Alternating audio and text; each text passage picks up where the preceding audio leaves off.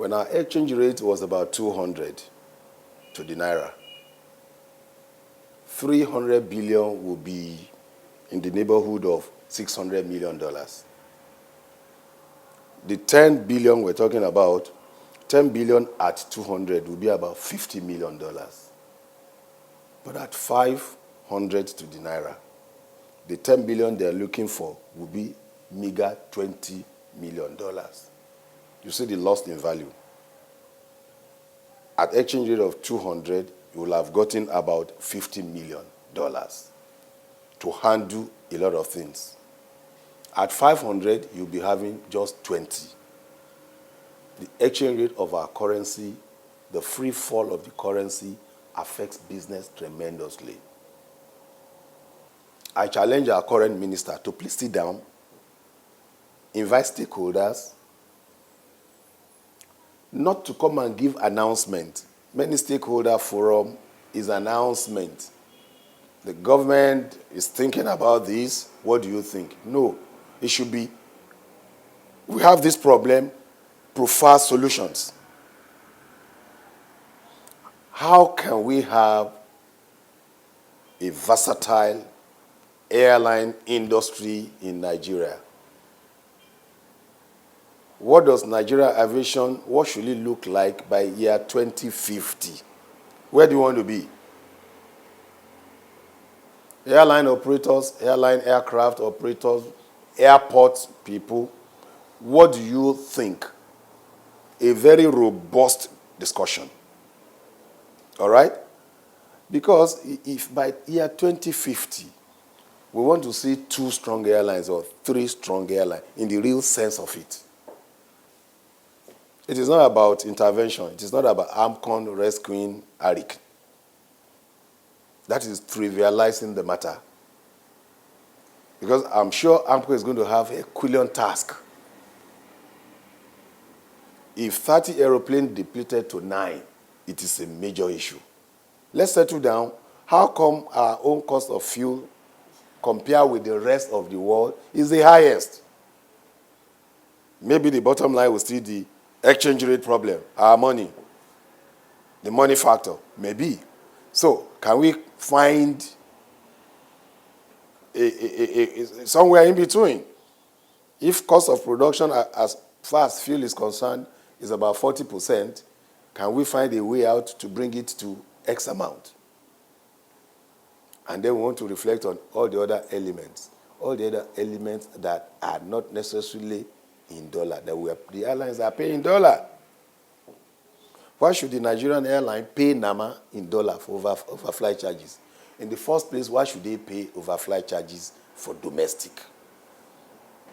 When you are crossing countries, one country to the other, I am moving from Nigeria to Ghana. Makes sense. But I'm moving from Lagos to Abuja within the same your nation. You are paying overflight charges, and you are paying dollars. So we tick all those boxes, we itemize them, cost of production, and see if at the end of the day, if we can reduce 20% of cost, it will help a great deal. And until we have a very reasonable solution to that, business will be dying.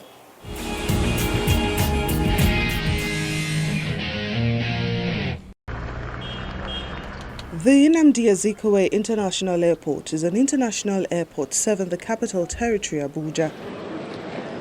It was named after Nigeria's first Governor General and President, Dr. Nnamdi Azikiwe. The airport is located some 40 kilometers from Abuja city center on the highway from Abuja city to Gwagwalada.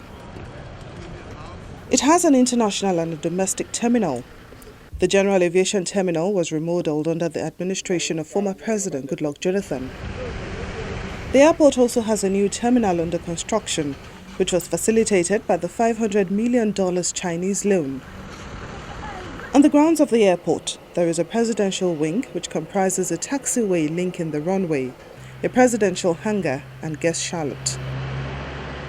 The airport is served by a single runway, and the airport's non-directional beacon is 1.7 nautical miles off the threshold of runway 22. Before now, plans were made for the construction of a second runway, but was revoked due to the high cost. Statistics from the Nigerian Airport Authority shows that passenger traffic has grown steadily from a little over 2 million to over 4.3 million between 2005 to 2015. A large number of domestic and international airlines operate into the Abuja airport. The Kaduna airport serves Kaduna State in northwest Nigeria. The airport is around 22 kilometers northwest of the city. The International Civil Aviation Organization uses DNKA when referring to the terminal. The airport has one runway, which is 3,000 meters. The runway length does not include 116 meters displaced thresholds on each end of the runway. The Kaduna VOR DME and two non-directional beacons are located off the approach end of runway 5. The Malam Aminu Kano International Airport is located in the capital of the state. It was a Royal Air Force station before the country became independent. It is one of the main airports serving northern Nigeria and was named after the politician Aminu Kano. The airport has an international terminal and a new domestic terminal was commissioned in 2011. In 2015, the airport handled over 389,000 passengers and the international terminal was remodeled and commissioned in 2015. The bulk of international flights cater to the large Lebanese community in Kano and Muslim pilgrimages to Mecca. Kano is also home to Hasman and Max Air.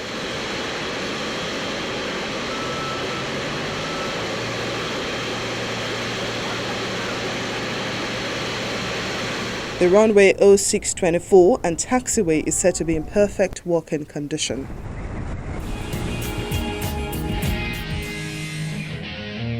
President Donald Trump seeks a better aviation industry for the United States.